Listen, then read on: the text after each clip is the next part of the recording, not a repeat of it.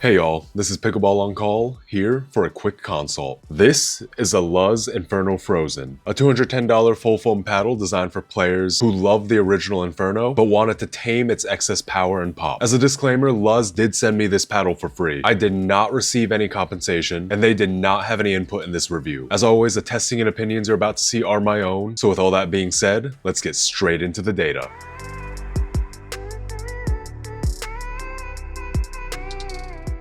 The Luzz Inferno Frozen utilizes a core architecture comprised of a full-floating MPP core surrounded by an EVA foam band and an expanding foam edge wall. Compared to the original Inferno, the Frozen utilizes a thicker EVA band, which is what gives it its controlled response. At the time of making this video, the Frozen Inferno is only available in the elongated shape. Out of the box, my unit came in at 7.97 ounces static, with a swing weight of 119.8, a twist weight of 6.07, and a balance point of 24.4 centimeters. The setup that I landed on utilizes 8 inches of 0.5 gram per inch tape starting from the taper all the way up the sides, a 10-gram butt coin, and then 2 layers of overgrip. This new setup brought the swing weight up to 123.4, the twist weight up to 6.74, and the balance point down to 23.2 centimeters.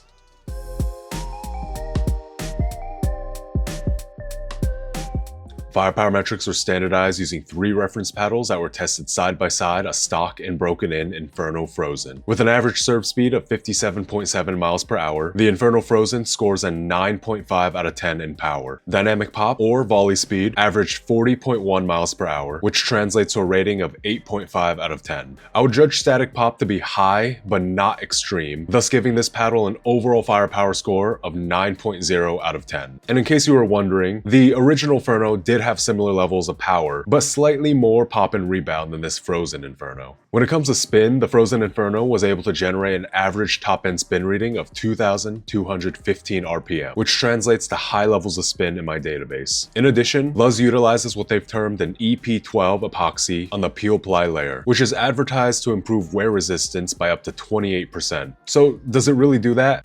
Well, kind of. My paddle lost about 8% of its spin after just 10 hours of play, which, if we extrapolate the data, is actually about 20% less wear than raw carbon fiber. So at the end of the day, there is a difference, but that difference is so negligible that this paddle still falls into tier 4 grit durability. So, taking its overall high firepower, rebound, and spin into consideration, the Luzz Inferno Frozen scores a 3.5 out of 10 in my control rating. It's a small but tangible improvement over the original Inferno, but ultimately this paddle is still prone to forced and unforced errors if you aren't extremely careful with taking pace off of aggressive incoming shots. Similarly, I also found that the sweet spot is ever so slightly improved over the original Inferno. It's not a day and night difference, but I would say the Frozen Inferno definitely gets the edge in consistency. I would rate the sweet spot a 7 out of 10, which is about in line with other elongated foam paddles. On the court, the Inferno Frozen offers a pleasant feel and deep thonk that's characteristic of most MPP cores. It belongs in the hollow and very slightly responsive quadrant of the feel graph, but there is a nice touch of softness that prevents it from playing stiff. I actually found that this paddle broke in relatively quickly over the course of the first 3 to 5 hours of play. During this time, the floating MPP core loosens up nicely, resulting in a larger sweet spot, a softer feel, and very slightly more output.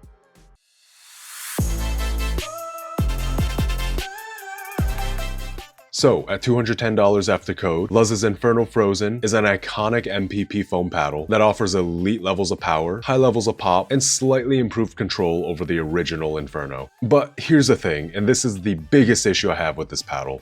I can't justify the cost. Is it a good paddle? Heck yeah. I genuinely enjoyed playing with it, and that's a high compliment coming from someone who generally doesn't enjoy using elongated paddles. However, every time I hit a ball and listen to this thing thonk, my mind wanders and I start to think of this. The Spartus SpitFire. Now, they aren't the exact same, but to me, they're eerily similar in how they play. Yet, the SpitFire is half the price of the Inferno, and it offers better spin and better grit durability. So that's definitely something to consider. But with all of that being said, I would personally have to give the Luzz Frozen Inferno a final rating of 7.0 out of 10. It really is a good paddle, and if we were just looking at how it played, I would probably bump it up to an 8.5 out of 10. However, at the end of the day, I can only only recommend it if budget isn't an issue or if you're a die-hard Inferno fan. Respectfully, 99% of you should probably be considering the Spitfire instead. And that wraps up this review of the Inferno Frozen. Thank you all once again for being part of this community. Let me know down below if you have any questions or what paddle you want me to review next, and as always, I'll see you in the next one.